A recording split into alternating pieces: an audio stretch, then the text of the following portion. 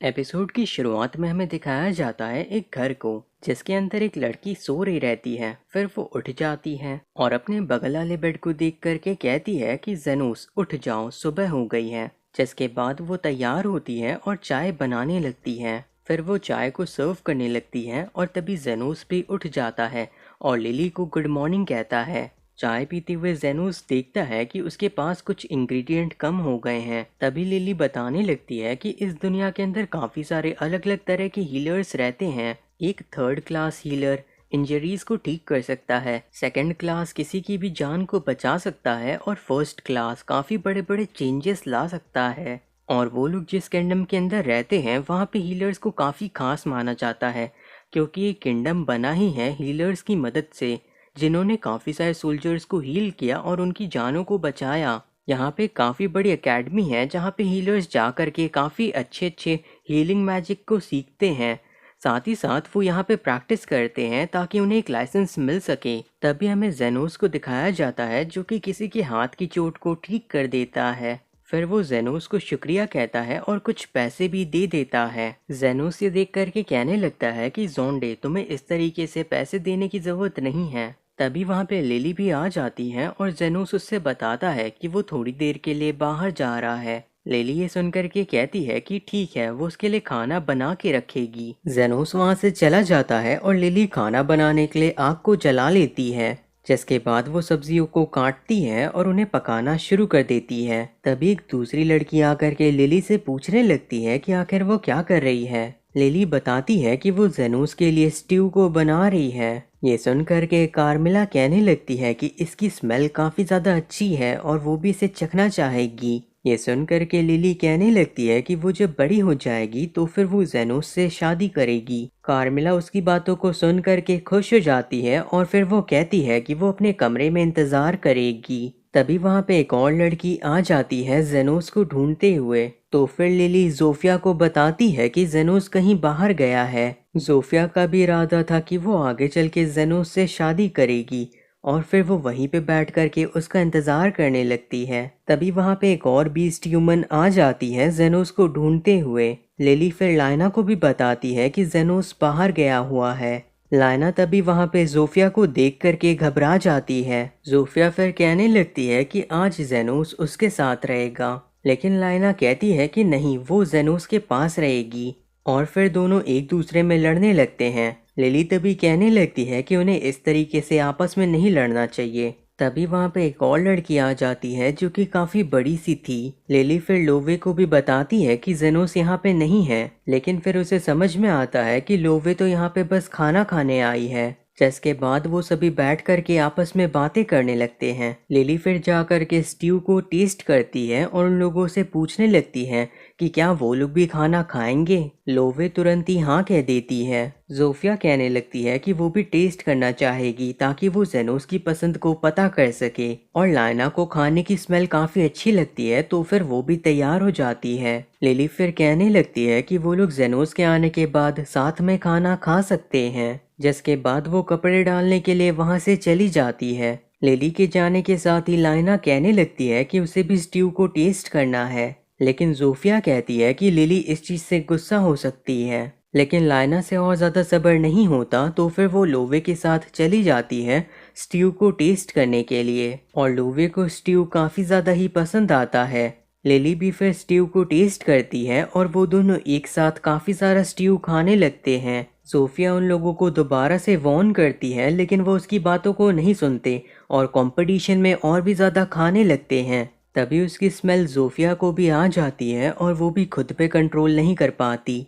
Lily फिर बाहर सारे के सारे कपड़ों को सूखने के लिए डाल देती है और फिर वहीं पे लेट करके जेनोस के बारे में सोचने लगती है, क्योंकि वो जेनोस के लिए एक अच्छी वाइफ बनना चाहती है। तभी अंदर बाकी सभी लोग देखते हैं कि उन्होंने पूरे स्ट्यू को ही खत्म कर दिया है। फिर वो लोग सोचने लगते हैं कि अब उन्हें क्या करना चाहिए। लाइना फिर कहने लगती है कि वो लोग सारे इंग्रेडिएंट को दोबारा से इसमें डाल सकते हैं, जिसके बाद वो लोग यहाँ से भाग सकते हैं। वो लोग ये सारी प्लानिंग कर ही रहे थे कि तभी वहाँ पे लिली वापस आ जाती है और उन लोगों से पूछने लगती है कि आखिर उन लोगों ने क्या किया। सभी लिली को वहाँ पे देख करके काफ़ी ज़्यादा ही घबरा जाते हैं। फिर वो सभी एक्टिंग करने लगते हैं कि उन्हें तो किसी चीज़ के बारे में कुछ पता ही नहीं है। लेकिन फिर लिली उन लोगों को आखिरी वार्निंग देती है, जिसके बाद वो सभी सारी की सारी सच्चाई को बता देते हैं और गलती को मान लेते हैं। लिली ये सारी बातें सुन करके उदास हो जाती है, तो वो सभी उसे खुश करने के लिए सोचने लगते हैं। लायना कहने लगती है कि लिली चाहे तो उसकी पूंछ के साथ खेल सकती है, जो कि काफ़ी ज़्यादा फ्लफ़ी है। ज़ोफ़िया कहती है कि उसे नहीं लगता कि इससे कुछ होने वाला है। तभी लोवे अपनी मसल्स को भी दिखाने लगती है। ज़ोफ़िया को समझ में आ जाता है कि इससे कुछ भी नहीं होने वाला, और फिर वो सभी आपस में ही बहस करने लगते हैं। लिली तभी कहने लगती है कि वो इस तरीके से अगर आपस में लड़ेंगे तो जेनोस को ये पसंद नहीं आएगा। वो सभी फिर दोबारा से शांत हो जाते हैं और कहने लगते हैं कि वो उसकी मदद करेंगे दोबारा से स्ट्यू को बनाने में। लेकिन लिली बताती है कि अब कोई भी इंग्रेडिएंट नहीं बचा है। तभी लायना को कुछ महसूस होता है और वो तुरंत ही जा करके झुक करके माफ़ी मांगने लगती है, क्योंकि कार्मेला वहाँ पे काफ़ी ज़्यादा गुस्से में आ गई थी। वो फिर कहने लगती है कि उसे भी स्ट्यू को खाना था, लेकिन अब शायद उसे उनकी सोल से ही काम चलाना पड़ेगा। ये सुन करके लोवे और ज़ोफ़िया भी उससे माफ़ी मांगने लगते हैं। लिली फिर कहती है कि वो दोबारा से स्ट्यू को बना सकती है, और बाकी सभी भी तैयार हो जाते हैं सारे इंग्रेडिएंट को दोबारा से लेके आने के लिए। जिसके बाद कार्मेला और लिली साथ में बैठ जाते हैं। कार्मेला कहने लगती है कि लिली काफ़ी ज़्यादा ही मैच्योर है। ये सुन करके लिली कहती है कि वो जेनोस की वाइफ बनना चाहती है, इसीलिए। ये सुनकर के कार्मेला भी उसकी तारीफ करने लगती है। लिली फिर सोचने लगती है कि जेनोस कहाँ पे गया है। तभी हमें जेनोस को दिखाया जाता है, जो कि अपने बगल से जाती हुई एक बीस्ट ह्यूमन को देखता है जिसने अपने पेट को पकड़ा हुआ था। तभी उस बीस्ट ह्यूमन को कोई आवाज देता है। वो बीस्ट ह्यूमन बताती है कि उसके पेट में दर्द हो रहा था, इसीलिए वो एक डॉक्टर के पास गई थी। ये सुनकर के वो इंसान कहने लगता है कि तुम एक कामचोर हो, मैंने तुम्हें पैसे दे करके खरीदा है तो तुम्हें काम करना ही होगा।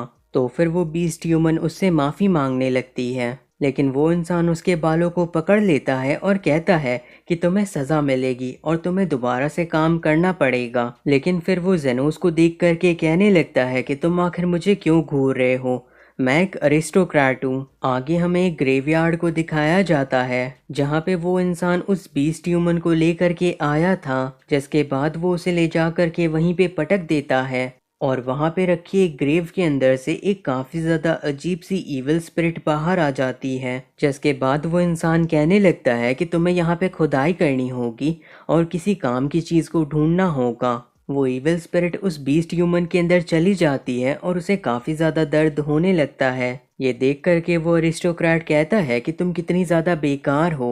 फिर वो जा करके उसे दोबारा से पेट में किक करता है। उसके बाद वो कहने लगता है कि वो बहुत ही ज़्यादा बेकार है और शायद उसे एक नए स्लेव को खरीद लेना चाहिए। लेकिन तभी अचानक से उसे कुछ महसूस होता है और उस बीस्ट ह्यूमन ने उसके ऊपर हमला कर दिया था। ये देख करके वो इंसान काफ़ी ज़्यादा घबरा जाता है और कहने लगता है कि तुम्हारी हिम्मत कैसे हुई मुझ पे हमला करने की। लेकिन वो बीस्ट ह्यूमन उसकी किसी भी बात को नहीं सुनती है और काफ़ी गुस्सा रहती है, जिसके बाद वो उसके ऊपर दोबारा से हमला करने लगती है। ये देख करके वो इंसान तुरंत ही वहाँ से भागने लगता है और वहाँ पे जेनोस भी आ जाता है। वो इंसान फिर जेनोस को देख करके कहने लगता है कि उसके स्लेव का दिमाग खराब हो गया है और वो उसके ऊपर हमला कर रही है। साथ ही साथ वो एक अरिस्टोक्रेट है और अगर जेनोस उसे बचाता है तो फिर वो उसे एक अच्छा सा रिवॉर्ड देगा। जेनोस ये सुन करके कहता है कि वो ग्रेवयार्ड के अंदर क्या कर रहा था।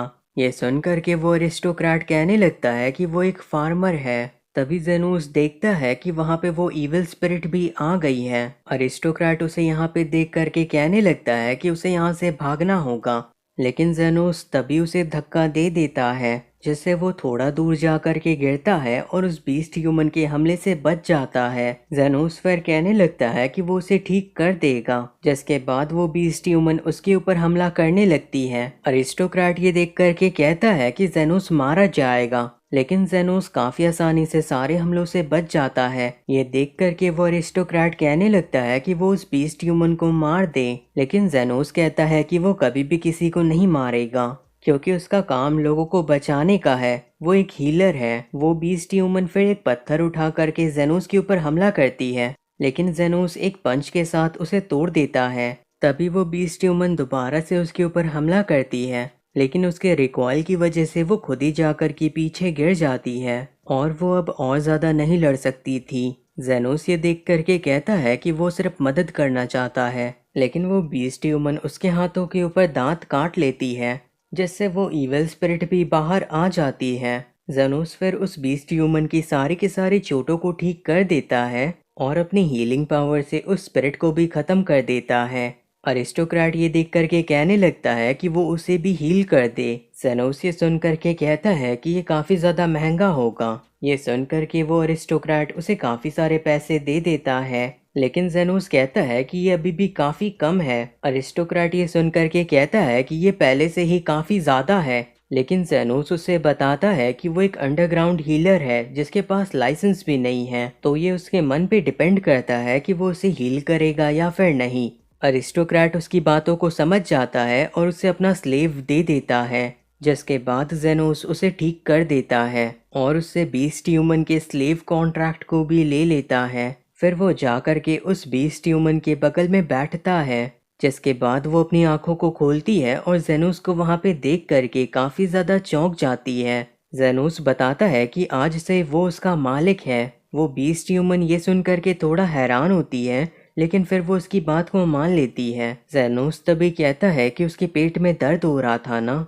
असल में जेनोस ने उसका पीछा किया था क्योंकि उसे पता चल गया था कि उस बीस्ट ह्यूमन को टाइफाइड है। जेनोस फिर अपने हीलिंग की मदद से उसे ठीक कर देता है और वो बताता है कि असल में ये दर्द उसे एक पत्थर की वजह से हो रहा था और कोई भी हीलर काफी आसानी से इस तरह के पत्थर को एक झटके में निकाल सकता है बिना किसी निशान को छोड़े हुए। वो बीस्ट ह्यूमन उसे रीपे करना चाहती थी, तो फिर जेनोस कहता है कि क्या उसे पता है कि ये पत्ते कहाँ मिलेंगे। ये सुन करके वो बीस्ट ह्यूमन कहती है कि उसका नाम तिल है और उसे पता है कि ये पत्ते कहाँ मिलेंगे। थोड़े टाइम बाद वो जेनोस को उन पत्तों के पास ले आती है और जेनोस को यही पत्ते चाहिए थे। फिर वो तल से कहता है कि उसने अपने डेट को रीपे कर दिया है और अब वो आज़ाद है। तिल ये सुन करके कहने लगती है कि ये बिल्कुल भी इक्वल नहीं होगा, लेकिन जेनोस कहता है कि ये पत्ते उसके लिए काफ़ी ज़्यादा ज़रूरी हैं, इसीलिए तिल को ज़्यादा चिंता करने की ज़रूरत नहीं है। फिर वो उसके स्लेव कॉन्ट्रैक्ट को फाड़ देता है। तिल ये देख करके कहने लगती है कि वो अपनी लाइफ को आज़ादी के साथ जिएगी और जब वो कुछ हासिल कर लेगी तो फिर वो जेनोस को उसके बारे में बताएगी। ये सुनकर के जेनोस भी खुश हो जाता है। आगे में दिखाया जाता है कि जेनोस अपने घर वापस आ गया था, जहाँ पे लिली उसका स्वागत करती है। तभी वो लोग देखते हैं कि बाकी सभी भी वहाँ पे वापस आ गए थे इंग्रेडिएंट को ले करके। लिली ये देख करके कहने लगती है कि वो इससे सभी के लिए स्ट्यू दोबारा से बनाएगी। जेनोस फिर अपने रूम के अंदर चला जाता है उन सारे पत्तों को रखने के लिए। तभी वहाँ पे कार्मिला आ जाती है और कहने लगती है कि वो आज एक और लड़की से मिला था ना। ये सुन करके जेनोस उससे पूछने लगता है कि आखिर वो उल्टा लटक करके यहाँ पे क्या कर रही है। लिली तभी कहने लगती है कि स्ट्यू को बनने में टाइम लगेगा, तो फिर वो जेनोस के लिए चाय बना देगी, जिसके बाद जेनोस और लिली साथ में चाय को पियेंगे।